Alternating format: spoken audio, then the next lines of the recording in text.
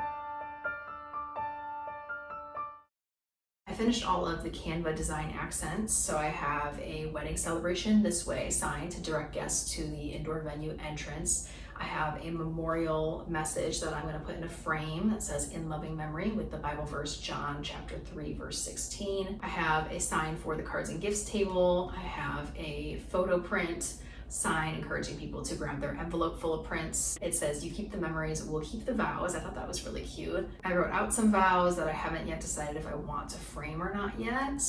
And then the little half sheet that I wanted to put at each place setting at the tables. On the front it says, "Welcome and thank you. Thank you so much for being here to celebrate our marriage with us. As we look forward to our future together as husband and wife, we are reminded of the impact that our amazing families and friends have had on shaping us into the people we are and the couple we have become. Our love for each other is a reflection of the love, values, and lessons we've received from those closest to our hearts throughout our lives. It is because of the generations of love before us that we have been able to build a love to last a lifetime.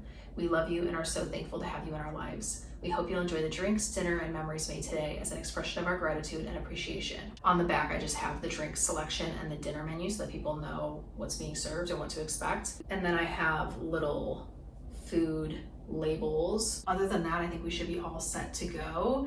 I don't know if I mentioned or not, but I did get our invites created, designed, and printed on Canva as well. Since we're doing things a little bit non-traditionally, I did put kind of an explanation for the situation within the invites for our extended family so that they know what's going on. I decided on a message that says, "We're saying I do, just us two. We've decided to get married privately and spend our wedding days celebrating and cherishing the moment as a couple. Once it's official, we hope you'll join us for a small dinner reception to celebrate our marriage." Kind of just making it clear that there will not be a ceremony for this date, but we still want to include them and we still would love to celebrate with them and have them be part of the moment. I am currently sitting by my box of stuff again because I want to assemble these frames and get the photo prints in them, and then also separate some of the prints out into the envelopes so I can give them away to family. I got 3 photos in 5x7 size for my 3 5x7 frames. Probably my 3 favorite wedding photos that we took. My mom actually took these for us, not a professional photographer. If we were doing a normal wedding day, like the full thing all in one day with the ceremony, the reception,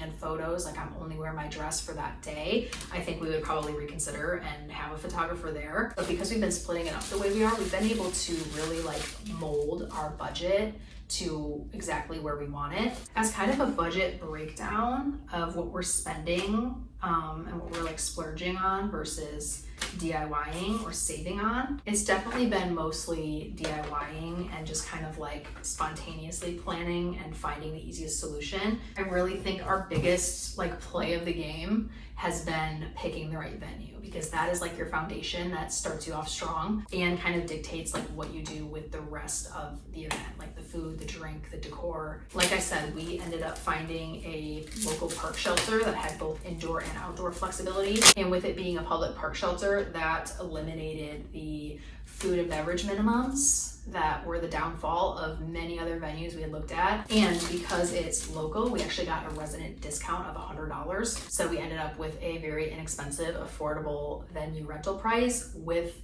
the flexibility to choose what food we want and the beverages we want, mixing and matching in any way we'd like. We've also saved quite a bit of money with wardrobe. I found my dress and shoes online as opposed to a bridal shop. My dress was only like $90 and my shoes were, I think, a little over $100. And then Hunter already had everything he needed in his closet. I've also been doing my own hair and makeup for everything wedding. I personally have not minded at all because I like that I can go to these events and take these photos looking like myself, like what I usually look like day to day. For decor, Amazon was obviously a great option. We're doing Costco for cake and flowers, which are also very inexpensive. Canva has been great. Walgreens, when I got these photos printed and the phone board entry sign printed, I actually got a 50% off discount. Because we're not doing the full-on traditional wedding, we also don't have any groomsmen or bridesmaids, so that kind of takes care of some extra costs. And of course, we did not have to pay a minister or a judge or anybody to marry us. My mom married us. She just got ordained online and was happy to marry us. And she did a better job than anybody probably could have. So that's kind of our budget breakdown for the wedding. That's how we're saving some money. That's how we're making this a true budget wedding. I found out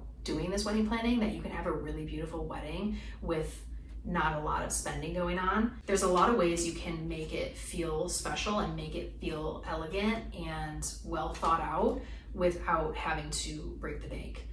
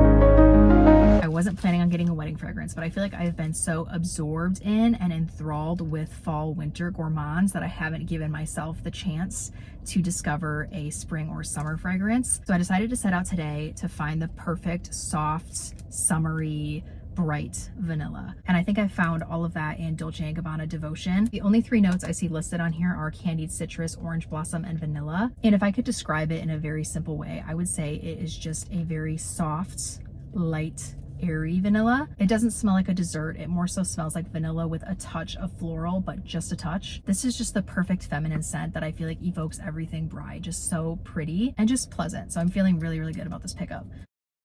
It is later in the evening now. I've started getting ready for bed. I took my makeup off. I am easing into nighttime comfort mode. So just like that, our full 24 hours of wedding planning has already run out. It was a good productive day though. I feel like we got what we needed to get done, and it was fun chatting with you all about the wedding plans. Overall, I'm feeling really good about where we're sitting. We just need to do the flowers, the cake, and the food, which I can do about a week out from the wedding. All 40 guests of our very small party are all coming. So feeling really excited and happy about that. I'm really excited about this fragrance that I found today. Like, I was not expecting to go with this one. I was kind of giving this one the cold shoulder because I feel like it hasn't been as trendy online as fragrances like Burberry Goddess and Burberry Her, which were the first ones I ran to. This one's amazing. And I love that the name of it ties in well with the wedding theme. Devotion. Can't get much better than that. And the bottle is so cute. Definitely signature scent worthy too, so don't sleep on this one. We haven't really had a lot of roadblocks so far, which has been really pleasant. The only things I feel like have been non-ideal have been the construction going on around the venue. We received an email like a month ago saying that they were going to be like tearing up the parking lot, tearing up some of the park